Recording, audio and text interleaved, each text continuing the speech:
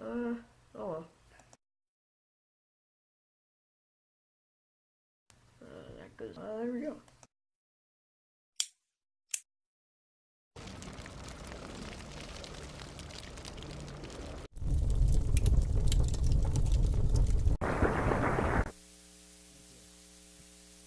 Thank you.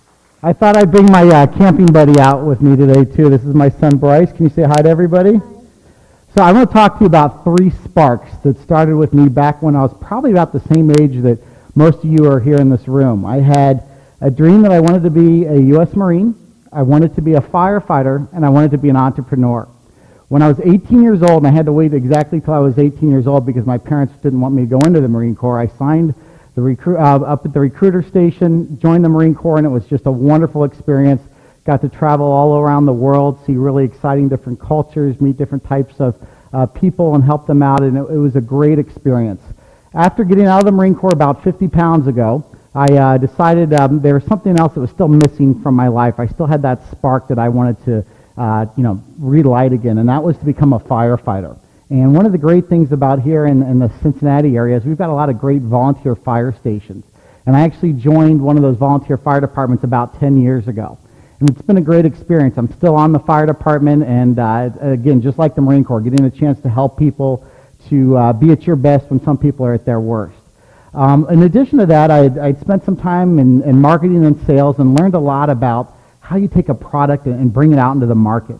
And one of the things I realize is it really doesn't matter how good your product or your idea is. What matters is how good you are at marketing it, branding it, telling people about it, and sharing it with other people. And I was laying on the couch one day and I saw this incredible special on photoluminescent technology. It's kind of like a glow-in-the-dark on steroids almost. And I went back to that fire station that I usually go to all the time, and I thought about what if I could come up with some type of glow-in-the-dark products that firefighters could use so they could see their tools in the dark. If they dropped a tool or if they weren't able to find each other, they could actually orient themselves and reduce disorientation. And so after a couple months, I ended up making a prototype, just a single band, and I put it on my helmet, and every time I would go into a fire, everybody would say, "What is that thing glowing on your helmet? That's incredible. I want to buy one." And they'd start throwing $20 bills at me. And over the next couple of months, I'd get more and more phone calls, and I'd say over about a 6-month time period, I would just drive out of the trunk of my car and open up the trunk and sell people these helmet bands and different types of glow-in-the-dark paints to go on their fire gear. I made about $5,000 over about a 6-month time period. So it was a nice hobby. It was fun, but it wasn't quite something that I could quit my job over. And later that afternoon, after about 6 months, my fire chief sat me down and said, "What you've got is going to revolutionize and change the fire industry. And you need to treat this more than just a hobby. You really need to go full in with this." So I remembered a quote from one of my favorite leaders, Teddy Roosevelt. And he said, "When you're faced with a monumental decision, the best thing to do is the right thing. The next best thing to do is the wrong thing. But the worst thing to do is to do absolutely nothing." And I wasn't going to let all my firefighters down throughout the world and the country and do nothing.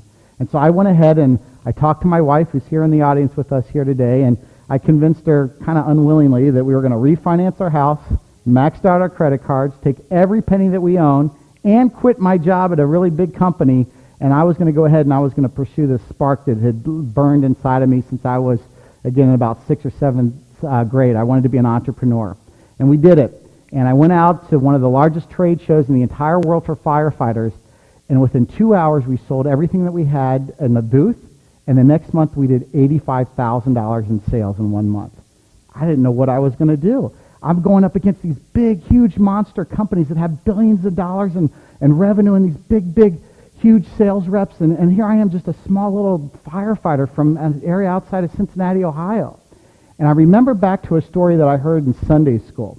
It was a story about an incredible battle that occurred in Israel.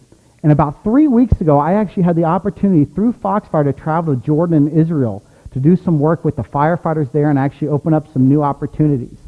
And when I landed the plane in Tel Aviv, which is right on the coast by the Mediterranean Sea, I got in and I started driving towards Jerusalem.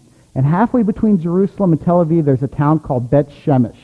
Now, for those of you that really paid attention in Sunday school, Bet Shemesh was an important area during the biblical times because that's where the Ark of the Covenant was held by the Philistines when they stole it from the Israelites. And right in that location, about 10 miles past Bet Shemesh, there's a big valley.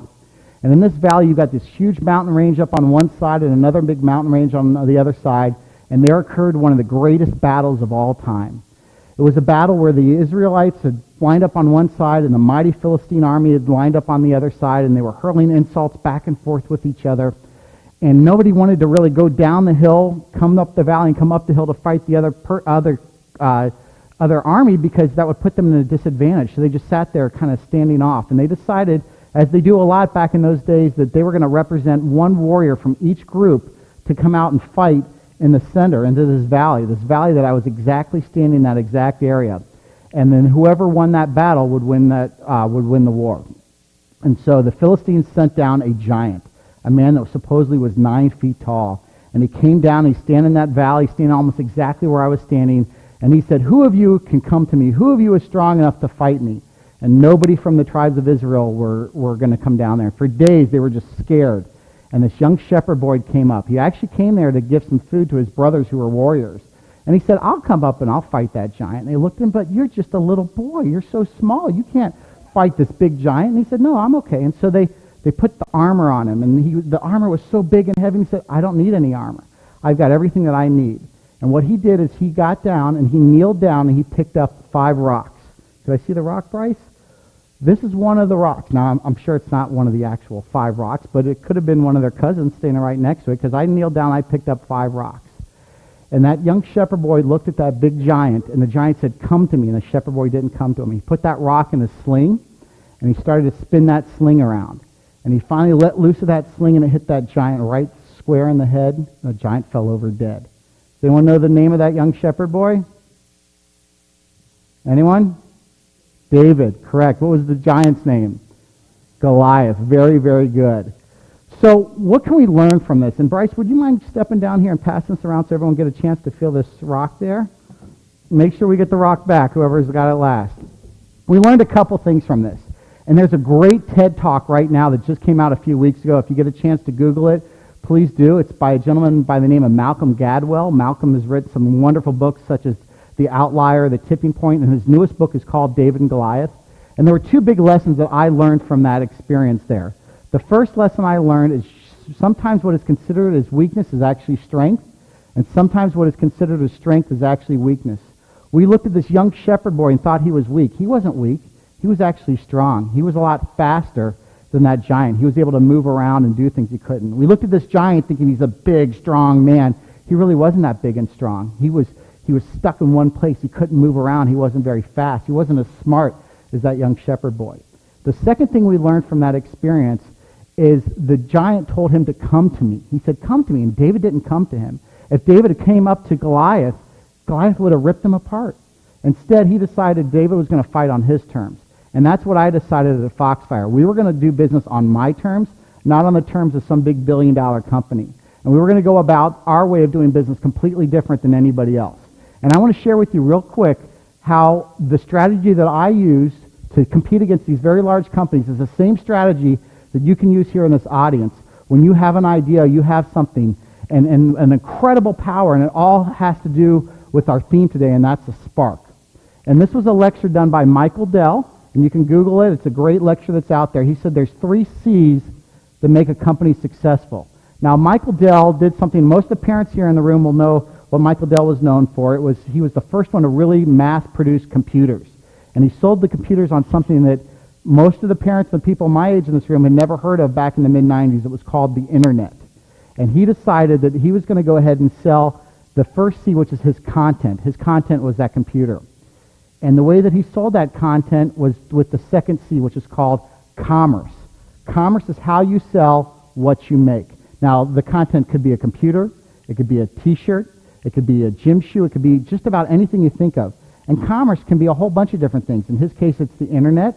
We could sell commerce through maybe setting up a table out here in the cafeteria and selling things to our friends. We could go door to door like we probably just recently did with a fundraiser. Those are all different types that we can do commerce. The problem is people are probably going to copy your content. Whatever you have, if you have a great idea, someone's going to probably rip it off. It's just the way things work. Second thing in commerce, if you're doing a really good job setting that table up and selling it in the lunchroom, chances are one of your friends are going to come along and set up a table next to you and they're going to sell. So how can we compete against each other so we've got a nice competitive advantage? And the way we do that is with this third C. This third C is called the community. The community is how we can really make sure that it doesn't matter what our product is. It doesn't necessarily matter what it is that we sell and how we sell it. It's our friends. It's our family. It's the people that we talk to. And some of the biggest, greatest communities out there, I heard you just mention them earlier, Twitter, Facebook, YouTube, Instagram, all these great things that we can just be right here at Rapid Run Middle School and be able to touch people all over the entire world. Another way of looking at this is real simple. It's a gentleman by the name of Simon Sinek. Did one of the probably the best TED Talks that's ever been out there. He said, this is what you sell. This is how you sell it. And for me, and hopefully for you, this is the most important thing. Why? The why has got to be the most important thing. If your why is a pure thought, if your why is there to help other people, and the community gets the fact that that why is important, success is just going to be incredible. So thank you guys so much for your time today. I appreciate it.